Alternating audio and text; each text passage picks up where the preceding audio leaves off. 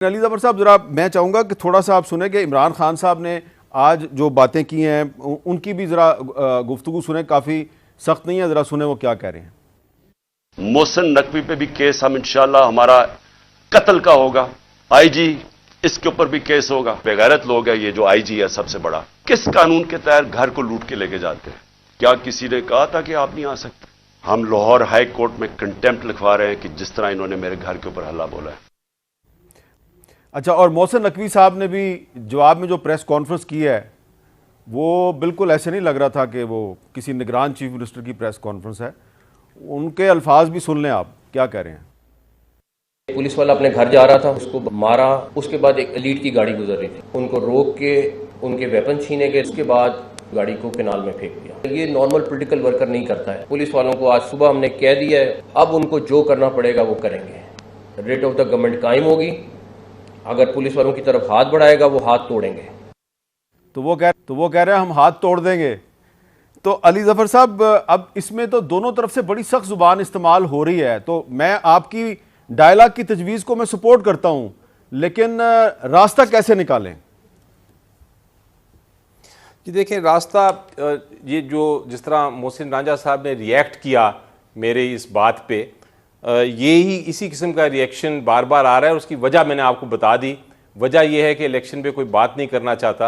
हाँ। अब जो खान साहब ने जो बात की आज, वो उसकी ज़रा थोड़ी सी मैं आपको डिटेल दूं जी। ये बहुत उन्होंने कानून की बात की और उन्होंने ये नहीं कहा कि मैं कोई जिस तरह रांझा साहब अभी फरमा रहे थे, उन्होंने कानून की बात की कि हम कानूनी एक्शन लेंगे। और उसकी वजह मैं बता दूं आपको।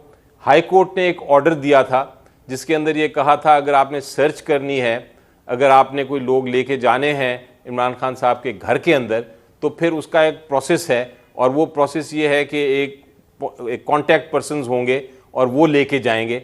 लेकिन जिस वक्त उन्होंने जिस वक्त निकले वो अपनी अदालत में पेशी के लिए, पीछे से ये रेड कर दिया गया उनके घर में। तो वो उसकी बात कर रहे हैं कि ये कंटेम्प्ट है। और मेरी नज़र में बिल्कुल साफ साफ कंटेम्प्ट है ऑर्डर की। ऑर्डर मेरे सामने पड़ा है और उसमें ये साफ लिखा है कि आपने किस तरह सर्च करनी है। अब जहाँ तक खान साहब का ये कहने का ताल्लुक है कि वो जब पेश हो रहे थे तो आपने देखा कि बजाय उनको पेश होने की फैसिलिटेट करने के, जगह जगह उनको रोका गया।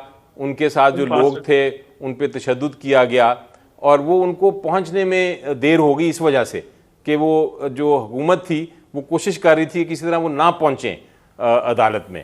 तो ये इस किस्म के जब आप चीज़ देखें तो या इस किस्म के आप हकायक देखें तो फिर आपको परेशानी तो होती है कि ये डायलॉग की बात करने वाले जो हैं, जिस तरह आप बात करते हैं या मैंने जिस तरह एक कहा कि मेरी नज़र में ये एक ऑप्शन है जो जिसको हर वक्त खुला उसको देखना चाहिए कि वो पॉसिबिलिटी को रूल आउट नहीं करना चाहिए, उस डायलॉग को रखना चाहिए एक तरफ।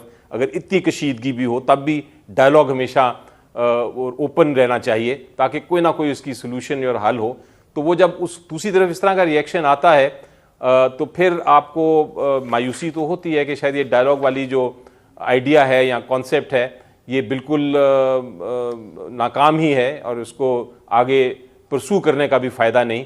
आपने देखा कि जो सबसे बड़ी अथॉरिटी है हमारे मुल्क की, प्रेसिडेंट ऑफ पाकिस्तान, उन्होंने भी कोशिश की काफ़ी बार कि ये एक इलेक्शन का अनाउंसमेंट कर दी हुई है सुप्रीम कोर्ट ने।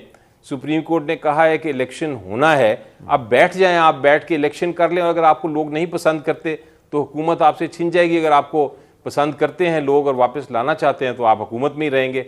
इतना क्यों प्यार है आपको कुर्सी से कि आप जो डिक्टेटरशिप में भी शायद बहुत कम देखने में आता है हमारी दुनिया की तारीख में और पाकिस्तान की तारीख में भी, वो अब एक डेमोक्रेटिक हुकूमत, एक जमहूरी हुकूमत कर रही है। और मुझे तो सबसे बड़ी परेशानी होती है PMLN से, तो मुझे नज़र आता है वो ज़रा यंगर उसमें एक क़यादत आ गई है जो उन्होंने शायद हिस्ट्री इतनी नहीं देखी, तारीख इतनी नहीं पढ़ी।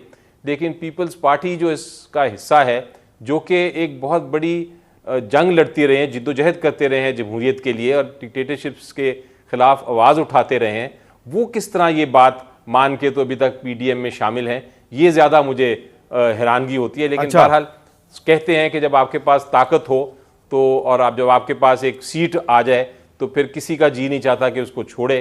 तो शायद ये बात दुरुस्त है कि एब्सोल्यूट पावर करप्ट्स एब्सोल्यूटली। चलें, ये तो आपने एक बात की है, इस पर राजा साहब से भी बात करते हैं। और जो आपने डिक्टेटरशिप की बात की है, वाकई बड़ी हैरानगी की बात है। इस पर भी बात करते हैं आपके साथ कि जनरल ज़िया-उल हक का बरखुरदार जो है एजाज़ुल हक, वो कल तहरीक इंसाफ में शामिल हैं और जनरल अयूब खान के बरखुरदार उमर अयूब पहले से तहरीक इंसाफ में शामिल हैं।